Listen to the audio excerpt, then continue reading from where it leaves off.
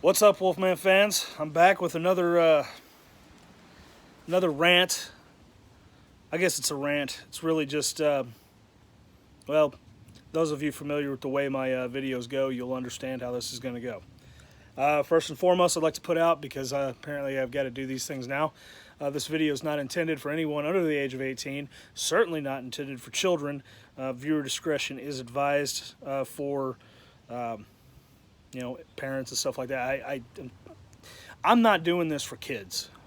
I curse, I smoke, and I'm not shy about telling you that I do, or showing you, for that matter, that I do. And I get really angry, and yeah, so this isn't for kids. But anyways, moving on. So we're going back to the same topic we were on last time. This whole COVID thing. So I don't know if you guys are aware of this. I'm gonna go ahead and step out on a limb and assume that most all of y'all are aware of this incident. But for those of you who aren't, this was as of I believe Wednesday.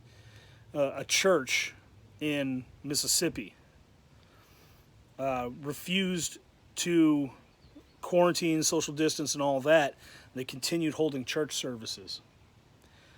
In response, somebody torched the church and vandalized the church, burned it to the ground, and then wrote, like, spray painted on the parking lot, something to the effect of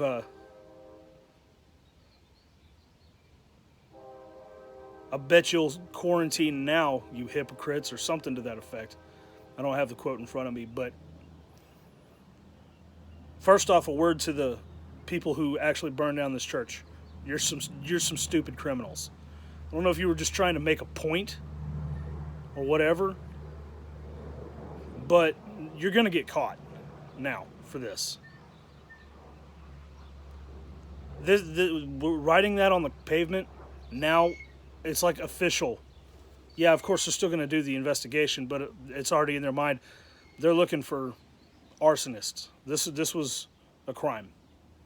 But that aside, moving on. Look, the real pandemic here, guys, isn't this virus that is essentially the flu. And if you honestly think that it's anything worse than that, you're retarded. This isn't the Black Plague. This isn't some unstoppable, unheard of, creeping death that like melts your skin off. This isn't the case. This is basically the flu. And actually, if you know well enough about the flu virus and all that, you'll understand that COVID is actually a part of that. It's the part that affects your respiratory system. We've known about coronavirus, the human coronavirus, for like 30 years. In fact, a remedy, a cure for it was even suggested upwards of 15 years ago. And guess what? It's the same one that President Trump has been talking about. I can't really say the name, but you guys know what I'm talking about. That now that the media's like, oh, no, that's not going to work. Okay, well, we've known about this for a long time. None of this is any new. This just goes to show that people don't actually pay attention to what's going on. And even if you weren't paying attention to what was going on back then, fine. But do your research now. Go, hold on a second. Let's take a look into the CDC, or World Health Organization for that matter, and see. Sorry, my nose is really itchy.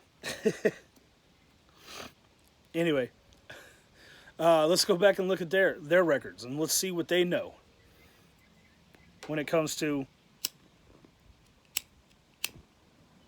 coronavirus. Let's see what they know. Now, again, I'm not saying that this isn't a real thing. It is real. But it is in no way anywhere as dangerous as they're making it out to be. Yes, to elderly people and to already immunocompromised people, yes, it can be a problem. It could be fatal. But no really more so than the flu is on a normal year. Don't we think it's a little bit odd that there's been no flu deaths this last flu season? No flu. A substantial drop in deaths related to heart disease or almost anything else. Substantial drop. But COVID deaths, there's been a ton more. Guys, this is so bad that it's become meme worthy. I saw one the other day. It was a dude who got in a car wreck and he was like hanging halfway out of the windshield, and there's a news reporter with a microphone sticking in his face and says, "Excuse me, sir, do you know how you caught coronavirus?" That's how bad this is. People know that this is BS, but still there's this massive amount of the population that is hell-bent on spreading fear and panic. Because they think that, and I'm not saying that they're doing that for the sake of spreading fear and panic. They're doing that because they think it's the best response to what they have been told is a deadly global pandemic. And they're so dedicated to this mindset and this thought process that they're willing to hurt people who don't fall in line. They burnt down a damn church. Now, nobody was inside the church. Yeah, I'm pretty sure they burned it down when it was all, closed up, probably in the middle of the night kind of thing. But that's the lengths people are going to. There's videos everywhere that you can find of people screaming at people for not wearing masks. Which, by the way, if you still believe that mask does anything for you, you're out of your damn mind. You've lost it. Even the CDC has stated that the MS-91 masks, I think, I don't remember the real good masks, the real nice masks. They say that those aren't even effective because the COVID virus is at such a small micron level, something like a good 1/4 millionth of a micron, that the filter cannot catch it, cannot stop it. Okay? So this mask isn't doing anything. And it certainly isn't doing anything if you're just wearing it when you're alone in your car. I saw a dude gave me this dirty look the other day, mead mugged me. I was standing outside my wife's salon, just having a cigarette. It wasn't like there was a ton of people in the area. It was just me standing there. And this dude's coming down the road. I'm out there just smoking. He's coming down the road. There's a stop sign right there. And he just mead mugged the crap out of me. I don't know why. I guess it was because I was out there not wearing a mask or whatever. He's driving around with a mask on his face. He's got gloves on his hands. And he's got like 3 more masks hanging from his rearview mirror. And I'm just kind of shaking my head thinking, what is happening here? Look, if you want to self-quarantine, if you want to hang out inside your house and wear a mask and do all those things, hey man, that's on you. I'm not going to tell you what to do and what not to do. I may tell you that it's pointless and stupid, and it could actually be more harmful to you than good for you. But it's your choice whether or not you want to do it. And I'm not gonna publicly shame you and publicly humiliate you for it. I'm gonna keep it to myself. I'm gonna continue to walk around myself with no mask, walking down the wrong way on the one-way aisles. You guys know what I'm talking about. I totally do it. I do it out of spite. I'm gonna continue to do that. I've always practiced some form of social distancing because I don't like standing nut to butt with people. I don't. I always stand a little bit distance off because I don't want to be right up on somebody smelling their BO. And I'm sure after a hot day walking around in the sun and I'm just stepping into the convenience store to grab a Gatorade or whatever, I'm sure I don't smell wonderful either. You probably won't want to stand right up on me. That's fair. But again, I'm not doing it for the sake of coronavirus. Coronavirus, in my opinion, can suck it. I will take my chances. But again, you can do whatever you want. You can do whatever you feel like doing. But don't enforce your particular rules or ideas on anybody else. This goes with anything. This goes with your personal beliefs on gay marriage or LGBT rights or racism or anything like that. It goes with all of that. You can believe whatever you want to believe. You can say openly how you feel. You can preach it openly. That's fine. What you're not allowed to do is force it on people. You are not allowed to do violence on other people in the name of whatever that is. And coronavirus, especially. I will say this because it's free speech and it's my right to say it. All you people who sit there and take the government's word to heart that the best thing to do is hunker down in place, wear your masks and all of this, don't go out into public parks and stuff, practice social distancing by shopping at Walmart. If you guys honestly look around, see everything that's going on, and still walk away believing, yeah, they have the best intentions for me. I don't know what to tell you. You're at their mercy. I don't trust the government, and neither should you. Now, don't get me wrong. I am for Donald Trump, and I'm rooting for him. You know, wanting to see Donald Trump fail is like wanting to see the captain of your ship fail and slam you into the iceberg and be Titanic Part 2. Okay? It's like wanting to see the pilot of your airplane fail and slam it into the side of a mountain. I don't want to see that happen. I don't want to see him fail. I'm rooting for him. But at the same time, I don't 100% trust him. I like the governor of my state, Greg Abbott. I love it, and I love Texas. But I don't trust him, necessarily. Dudes can be easily manipulated and they spin around on you on a turn of a dime for any number of reasons. And just especially, it's just when you thought there's no way. That'll be the time that you're going to get hit with it. They're going to turn on you. I'm not saying that these guys will. I'm not saying Trump will, but I'm always expecting it. I'm always anticipating the fact that I'm going to get turned on. If you guys completely 100% trust the government, you're fools. You are absolute fools. You can't rely on the government to provide you with safety and security.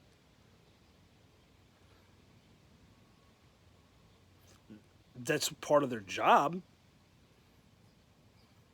But unfortunately, throughout the history of this country,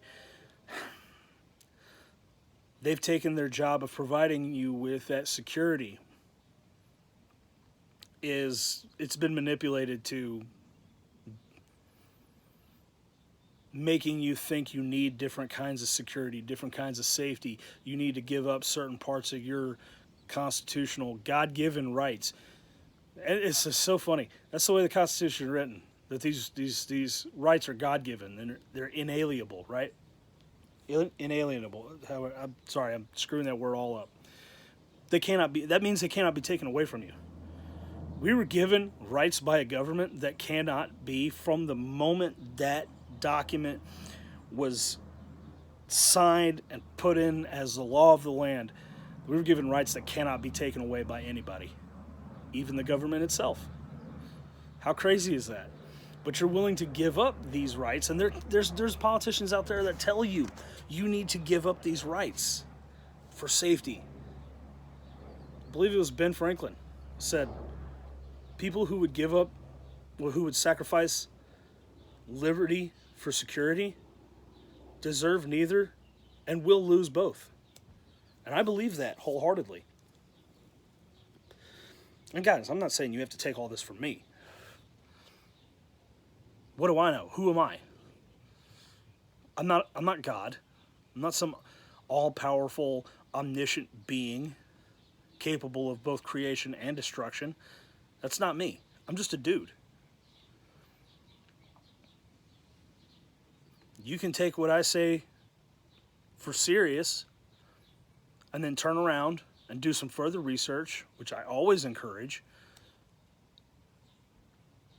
and try to come up and try to think of it, think critically, think logically, think for yourselves. Don't think about what I'm telling you. Take what I've said and use it as a springboard to look into things deeper.